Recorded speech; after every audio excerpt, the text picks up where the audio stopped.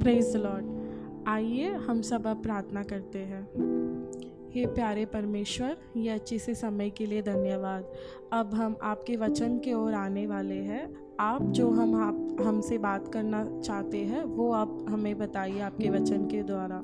ये प्रार्थना हम यीशु मसीह के नाम से करते हैं, आमीन। दानियेल 2 अध्याय 27 से 49 वचन तक। दानियेल ने राजा को उत्तर दिया, जो वेद राजा पूछता है वह न तो पंडित, न तंत्री, न ज्योतिषी, न दूसरे भावी बताने वाले राजा को बता सकते हैं, परंतु वेदों का प्रकट करता परमेश्वर स्वर्ग में है।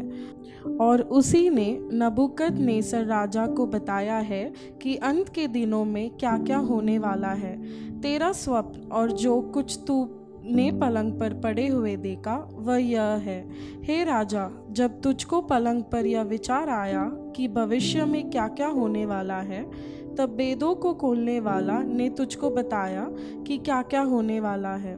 मुझ पर यह वेद इस कारण नहीं खोला गया कि मैं और सब प्राणियों से अधिक बुद्धिमान हूँ, परंतु केवल इसी कारण खोला गया है कि स्वप्न का फल राजा को बताया जाए और तू अपने मन के विचार समझ सके। हे राजा, जब तू देख रहा था तब एक बड़ी मूर्ति देख पड़ी, और वह मूर्ति जो तेरे सामने खड़ी थी वह लंबी चौड़ी थी। उसकी चमक अनुपम थी और उसका रूप भयंकर था। उस मूर्ति का सिर तो चौके सोने का था, उसकी छाती और भुजाएं चांदी की, उसका पेट और जांघें पीतल की, उसकी टांगें लोहे की और उसकी पाँव कुछ तो लोहे के और कुछ मिट्टी के थे।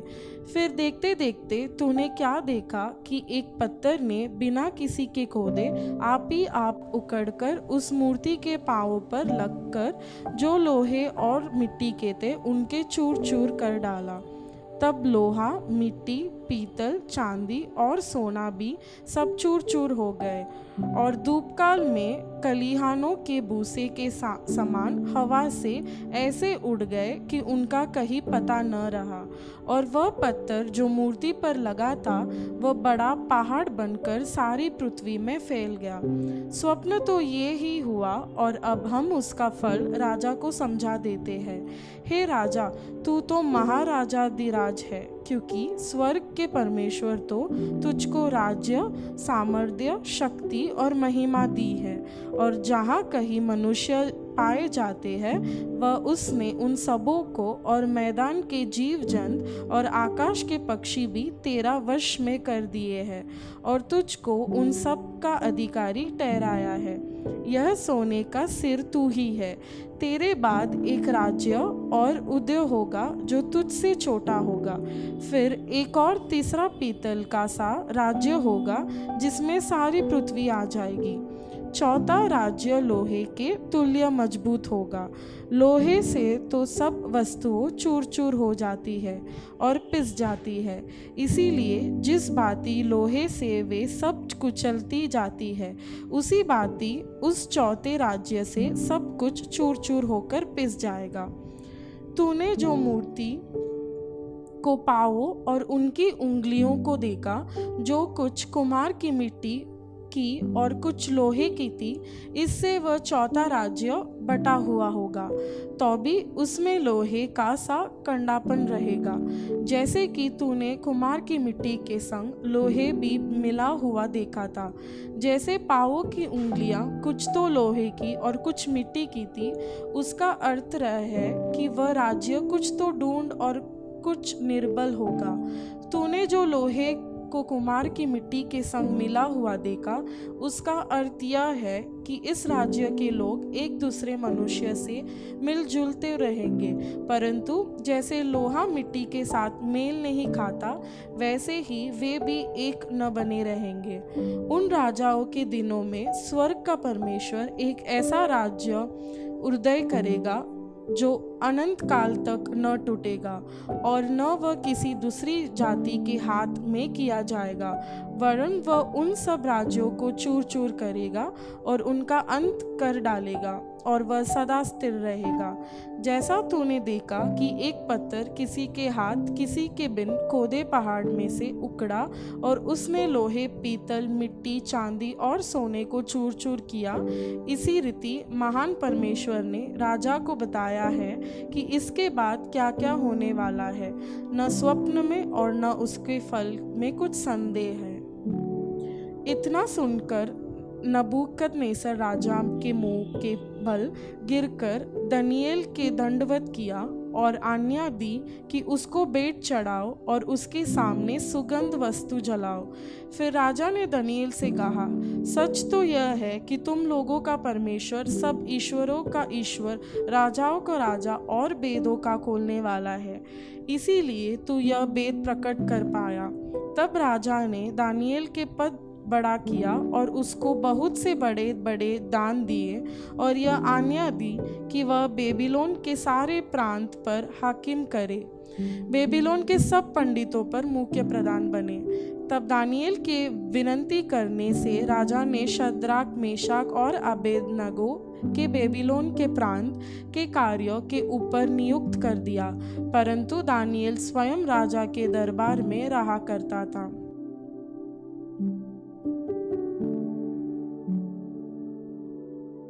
सोर के विषय में बारी वचन। हे तर्शीश के जहाजों, हाय हाय करो, क्योंकि वह उजड़ गया, वहाँ न तो कोई घर और न कोई शरण का स्थान है। यह बात उनको कित्तियों के देश में से प्रकट की गई है। हे समुद्र तीर के रहने वालों, जिनको समुद्र के पार जाने वाला सीदोनी व्यापारियों ने धन से भर दिया है, चुप रहो। शीहोर का अन्न और नील नदी के पास की उपज महासागर के मार्ग से उसको मिलती थी, क्योंकि वह दूसरी जातियों के लिए व्यापार का स्थान था।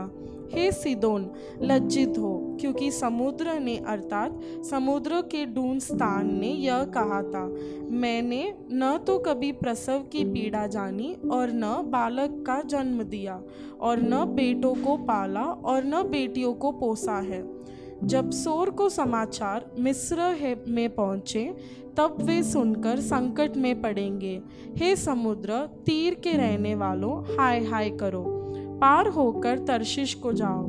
क्या वह तुम्हारी प्रसन्नता से भरी हुई नगरी है, जो प्राचीन काल से बसी थी, जिसके पाँव उसे बसने को दूर ले जाते थे? सोर जो राजाओं को गद्दी पर बैठाती थी, जिसके व्यापारी हाकिम थे और जिसके महाजन पृथ्वी भर में प्रतिष्ठित थे, उसके विरुद्ध किसने ऐसी युक्ति की है? सेनाओं के यहोवा ही ने ऐसी युक्ति की है कि समस्त गौरव के घमंड को तुच्छ कर दे और पृथ्वी के प्रतिष्ठितों का अपमान करवाए। हे तर्शीश के निवासियों, नील नदी के समान अपना देश में फैल जाओ, अब कुछ बंधन नहीं रहा। उसने अपना हाथ समुद्र पर बढ़ाकर राज्यों को हिला दिया है। यहोवा ने कनान का डून किलों को नष्ट करने की आज्ञा दी है और उसने कहा है, हे सीदोन, हे भ्रष्ट की हुई कुमारी, तू फिर प्रसन्न होने की नहीं, उठ, पार होकर कित्तियों के पास जा, परंतु वहाँ भी तुझे चैन न मिलेगा। कसदियों के देश को देखो, वह जाति अब न रही। अशूर ने उस देश को जंगली जंतुओं का स्थान बनाया। उन्होंने मोर्चबंदी के अपने गुम्मट बनाए और राजभवनों को ढा दिया और उसको कंकर कर दिया। हे तर्शीश के जहाजों, हाय हाय करो, क्योंकि तुम्हारा ड्रोन स्थान उजड़ गया है। उस समय एक राजा के दिनों के अनुसार 70 वर्ष तक सोर बिसरा हुआ रहेगा। 70 वर्ष के बीतने पर सोर वेश्या के समान गीत गाने लगेगा। हे बिसरी हुई वेश्या, वीणा लेकर नगर में धूम, भली भांति बजा, बहुत गीत गा, जिससे लोग फिर तुझ याद करेंगे। 70 वर्ष के बीतने पर यहोवा सोर की सुधि लेगा और वह फिर छिनाले की कमाई पर मन लगाकर धरती भर के सब राज्यों के संग चिनाना लगेगा। उसके व्यापार की प्राप्त और उसके चिनाले का कमाई यहोवा के लिए पवित्र की जाएगी। वह न भंडार में रखी जाएगी न संचन की जाएगी, क्योंकि उसके व्यापार की प्राप्ति उन्हीं के काम में आएगी जो यहोवा के सामने रहा करेंगे, कि उनके भरपूर भोजन और चमकीला वस्त्र मिले। आमीन। अब हम यशाया 24 अध्याय पढ़ेंगे। सुनो, यहोवा पृथ्वी का निर्जन और सुनसान करने पर है।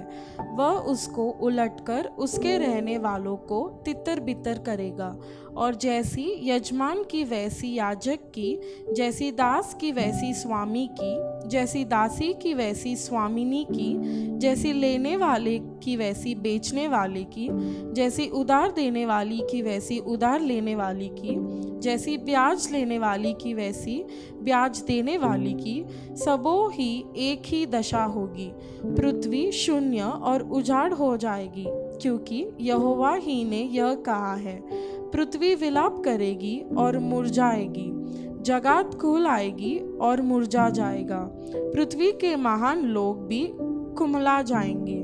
पृथ्वी अपने रहने वालों के कारण अशुद्ध हो गई है, क्योंकि उन्होंने व्यवस्था का उल्लंघन किया और विधि को पलट डाला और सनातन वाचा को तोड़ दिया है। इस कारण पृथ्वी को शाप ग्रसेगा और उसमें रहने वाले दोषी ठहरेंगे, और उसी कारण पृथ्वी के निवासी भस्म होंगे और थोड़े ही मनुष्य रह जाएंगे। नया दाख मधु जाता रहेगा, दाखलता मुरझा जाएगा, और जितने मन में आनंद करते हैं सब लंबी लंबी सांस लेंगे। डफ का खुदकाई शब्द बंद हो जाएगा, प्रसन्न होने वालों का कोलाहल जाता रहेगा, वीणा का सुखदाई शब्द शांत हो जाएगा। वे गाकर फिर दाख मधु न पिएंगे, पीने वाले को मदिरा कड़वी लगेगी। गड़बड़ी मचाने वाली नगरी नष्ट होगी, उसका हर एक घर ऐसा बंद किया जाएगा कि कोई घुस न सकेगा। सड़कों में लोग दाख मधु के लिए चिल्लाएंगे, आनंद मिट जाएगा, देश का सारा हर्ष जाता रहेगा। नगर उजाड़ ही उजाड़ रहेगा और उसके फाटक तोड़कर नष्ट किए जाएंगे, क्योंकि पृथ्वी पर देश देश के लोगों में ऐसा होगा जैसे कि जैतून के झाड़ने के समय या दाख तोड़ने के बाद कोई कोई फल रह जाते हैं। वे लोग गला खोलकर जय जयकार करेंगे और यहोवा के महात्म्य को देखकर समृद्ध से ललकारेंगे। इस कारण पूर्व में यहोवा की महिमा करो और समुद्र के द्रुपी में इस्राएल के परमेश्वर यहोवा के नाम का गुणानुवाद करो। पृथ्वी की चोर से हमें ऐसे गीत की ध्वनि सुन पड़ती है कि धर्मी को महिमा और बड़ाई हो। परंतु मैंने कहा, हाय हाय, मैं नष्ट हो गया, नष्ट, क्योंकि विश्वघाती विश्व सगात करते, वे बड़ा ही विश्व सगात करते हैं। हे पृथ्वी के रहने वालों, भय और गड्ढा और फंदा तुम्हारे लिए है। जो कोई भय के शब्द से भाग वह गड्ढे में गिरेगा, और जो कोई गड्ढे में से निकले वह फंदे में फंसेंगे, क्योंकि आकाश के जरों के खुल जाएंगे और पृथ्वी की नींव डोल उठेगी। पृथ्वी फटकर टुकड़े टुकड़े हो जाएगी। पृथ्वी अत्यंत कम्याप्यान होगी, वह मत वाले के समान बहुत डगमगाएगी और मचान के समान डोलेगी। वह अपने पाप के बोझ से दबकर गिरेगी और फिर न उठेगी। इस समय ऐसा होगा कि यहोवा आकाश की सेना को आकाश में और पृथ्वी के राजाओं को पृथ्वी ही पर दंड देगा।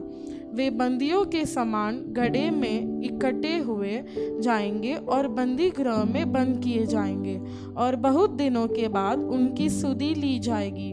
तब चंद्रमा संकुचित हो जाएगा और सूर्य लज्जित होगा, क्योंकि सेनाओं का यहोवा सिय्योन पर्वत पर और यरूशलेम में अपनी प्रजा के पुरनियों के सामने प्रताप के साथ राज्य करेगा।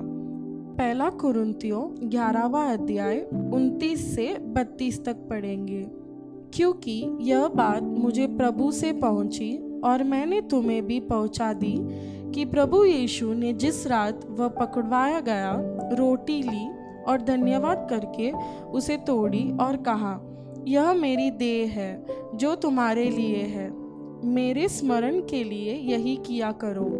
इसी रीति से उसने बियारी के पीछे कटोरा पी लिया और कहा, यह कटोरा मेरे लहू में नई वाचा है, जब कभी पियो तो मेरे स्मरण के लिए यही किया करो। क्योंकि जब कभी तुम यह रोटी खाते और इस कटोरे में से पीते हो तो प्रभु की मृत्यु को जब तक वह न आए प्रचार करते हो। इसलिए जो कोई अनुचित रीति से प्रभु की रोटी खाए या उसके कटोरे में से पिए, वह प्रभु की देह और लहू का अपराधी ठहरेगा। इसलिए मनुष्य अपने आप को जांच ले और इसी रीति से इस रोटी में से खाए और इस कटोरे में से पिए। क्योंकि जो खाते पीते समय प्रभु की देह को न पहचाने, वह इस खाने और पीने से अपने ऊपर दंड लाता है। इसी कारण तुम में बहुत से निर्बल और रोगी है और बहुत से भी गए। यदि हम अपने आप को जांचते तो दंड न पाते, परंतु प्रभु हमें दंड देकर हमारी ताड़ना करता है, इसीलिए कि संसार के साथ दोषी न ठहरे।